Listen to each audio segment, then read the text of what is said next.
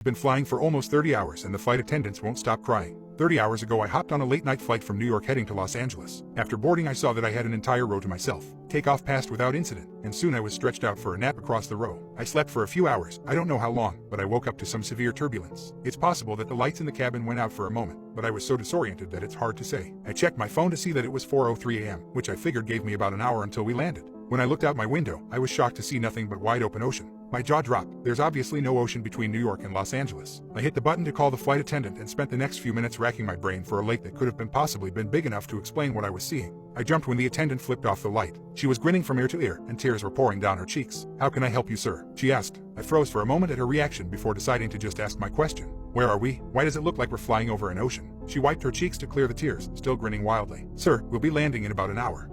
Okay, thank you," I said. After she left I checked the clock on my phone again. 4:03 a.m. blinked back at me. It hadn't changed. I had to have been waiting with my call light on for at least 5 minutes. How was it possible that it hadn't changed at all? I opened up my laptop and saw it too displayed 4:03 a.m. I pulled out my phone, started a stopwatch in the app, and spent the next 2 hours looking back and forth between the clocks, waiting for them to change. They never did. I tapped the shoulder of an older woman sitting in the row ahead of me. She looked back, an annoyed expression across her face. "Yes," she asked. "Do you know how long until we land?" I asked. She narrowed her eyes. "That flight attendant said it would be about another hour." I shook my head in confusion. "That flight attendant? We talked almost 2 hours ago. We should have landed already." She stared at me as if I was crazy. I was going to continue trying to convince her, but I felt a hand on my shoulder. I spun to see a male flight attendant grinning down at me, tears pinging off his cheeks onto my shoulder. "Sir, I'm going to ask you to calm down, or I'll be calling the captain." I told him that wouldn't be necessary and sat back. He removed his hand and stepped away. The flight attendants continued to stop by every few hours offering meals. My stopwatch continued to tick up and is now telling me that I've been on this plane for more than 30 hours. I've explored all of coach and tried talking to some of the other passengers, but they've all told me that they're expecting to land in an hour or so. Around 3 hours ago I tried getting into first class. I made it past the curtain but was escorted back by 2 grinning flight attendants. Their grip on my arms were like iron. "Sir, the seatbelt sign is on," one said. "Please remain in your seat with your buckle fastened. We'll be landing in about an hour." I'd just about given up hope when a woman came down the aisle dressed in a business suit. She didn't look at me or slow down, but she dropped a piece of paper onto my tray as she made her way to the bathrooms at the back of the plane. I shot a look around before unrolling it. It said, "Are you stuck too?" I pulled out a pen and wrote yes. "It's been 30 hours. I folded the scrap of paper up and set it on the tray closest to the aisle. She left the bathroom and picked it up as she passed. It's been 20 minutes since then. I don't know why, but I don't think the flight attendants would like it if they knew we were talking. It doesn't matter. I have to do something. Update. A few hours after the businesswoman picked up her piece of paper with my message, she came back down the aisle and sat in the seat beside me. She bent over, trying to stay low. "So, you're stuck too?" she asked. I kept my voice low. "Yeah,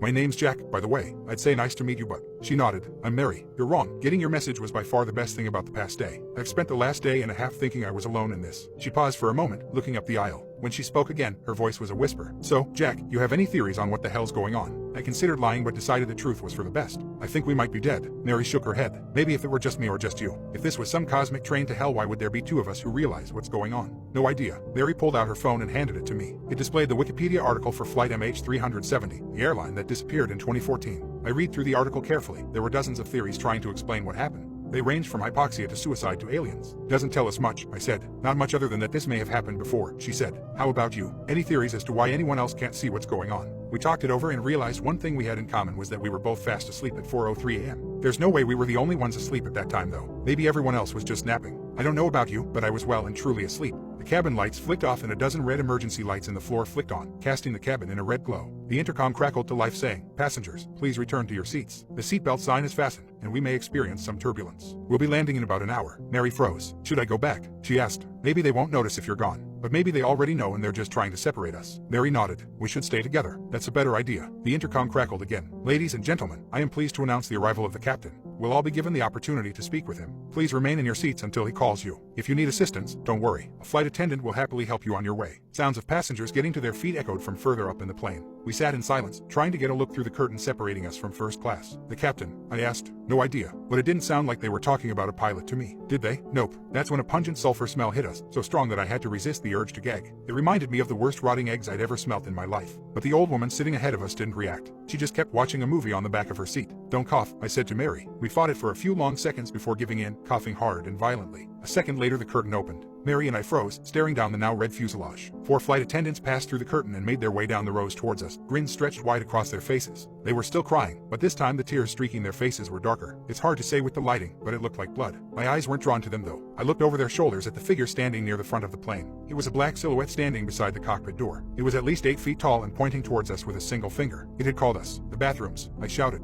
We ran towards the back of the plane, the flight attendants closing in behind us. Blood dripped from their grinning cheeks onto the carpet of the plane. "The captain is here," he said in a perfect customer service voice. His grin widened as he moved towards us. We made it to the bathrooms, jumping into opposite sides. I slammed the door shut and locked it, pressing my feet against the folding center part of the door to keep it closed. They began banging on the door and pulling at the handle while I fought to keep it closed. "I'm sorry, but you'll both need to speak with the captain," one of the flight attendants said. "Jack," Mary screamed. "Jack, help." A distinct snapping sound like breaking metal came from her bathroom. She continued to scream as the sounds of struggle migrated up towards the front of the plane, towards the black figure I'd seen. I'd like to say I jumped out and fought them, that I distracted them or did something heroic. I didn't. She was carried away, and a few short seconds later her screaming was cut off. That was a few hours ago, and I'm still locked inside this bathroom. I keep trying not to think of what they've done with her. The thing at the front of the plane didn't seem human. I hope it didn't kill her, not after she was shouting for my help like that. I couldn't take that. I haven't heard any movement outside in a few hours, but I'm terrified to open the door. I'm far from the seat outlet, so my phone's almost dead and I haven't eaten in way too long. If I go out there, will the flight attendants remember? What if that thing is still waiting for people? I don't have much time to make a decision, but I'll update you all here with what happens next. Update 2. After another dozen hours or so, I opened the bathroom door. The lights in the cabin were back to normal and I couldn't smell any sulfur. I cautiously made my way back to my seat and almost cried when the grinning, crying flight attendant came by offering a meal. That crappy airline food was the most delicious thing I'd ever eaten. When I'd finished, my mind immediately turned to Mary. What had happened to her? I crept down the aisle towards first class, trying to keep a low profile. Surprisingly, the flight attendants were nowhere to be seen. They'd almost seemed to ignore me, almost as if they wanted me to find her. She had a row to herself and was staring down at her phone in the window seat. I slid into the aisle and shook her arm. "Mary," I hissed. She pulled out her headphones and stared at me with a surprised expression. "Yeah, what's going on? Are you okay?" I asked. "What did that thing do to you? What did they do to you?" "I'm sorry, remind me how I know you." "What do you mean?" I realized with sinking horror that she had no idea who I was. I fought back tears. "Mary, how long have you been on this flight?" She checked the watch on her wrist. "Well, it's 4:03 a.m., so a few hours at least." She stared at me the same way you'd look at a person claiming they were the second coming of Christ. Her tone was low and reassuring. "Hey, don't worry so much. Look on the bright side, we'll be landing in about an hour." I felt an iron grip on my arm and looked up to see 2 flight attendants. "Sir, this area is for first-class passengers only." They were still crying and grinning, but just with tears this time. I could still see streaks of blood staining the front of their uniforms though. I was escorted back to my seat where I spent the next several days. Attendants continued to stop by with food, I would use the bathroom, and soon was going absolutely crazy with the monotony. In retrospect, those few days weren't so bad. There's a lot of content on the internet after all, even with crappy plain WIFI. No, it didn't get really bad until around 10 days later when the WIFI failed. It was sometime a week later that I lost control and began screaming for a flight attendant. They didn't come for several minutes, but eventually one did. Just let me see the captain," I asked. The flight attendant bent low and spoke with that same customer service voice. "I'm sorry, sir. The captain has made his decision regarding you quite clear. You didn't answer his call and will, therefore, wait." "How long?" "Quite a while, I'm afraid." "Don't worry though, sir. We'll be landing in about an hour." She straightened and walked away. I started making notches on various parts of the seatback to keep track of different things. 1 notch for each time I used the bathroom, 1 for each meal, 1 for every time I watched a given movie, that sort of thing. It was hell. I watched every movie in the seatback a dozen times over. If I ever acted out badly enough, I would be escorted back to my seat by 1 or more flight attendants. Any attempt at conversation with other passengers was met with confusion by them, followed by a quick escort back to my seat. I guess it was on or around day 30 that, in a moment of panic and psychosis, I broke my laptop and phone, screaming at the top of my lungs. No one around me reacted in any way. 2 months later, I stunk. The muscles in my legs were tight and cramped constantly. I finally concluded that suicide was my only option after my 128 rewatch of Thor Ragnarok. I got to my feet and limped towards the emergency exit. I knew normally the pressure inside the airplane forced the doors closed, but I figured that nothing about my situation was normal. If this didn't work, I'd find some other more painful way to go. I grabbed at the handle and swung it up. To my shock, the door opened easily, though no wind of any kind whipped around the cabin. It remained the standard slightly too cold temperature that it had been for the past who knew how long. The open door called to me, a black portal out of the plane. I stared at it for a long moment, almost too long. An attendant's hand grabbed my shoulder, pulling me away. In a fit of anger and strength that surprised me, I wrenched away and jumped out of the plane. The wind whipping past my face was almost magical, a new sensation after so many months of the same. The ocean below me grew closer and larger, and I realized that suddenly, I didn't want to die after all. It grew larger and larger and larger until it seemed that all I could see was darkness and waves. I impacted the surface of the water so fast and hard that my entire body jerked around in the seat.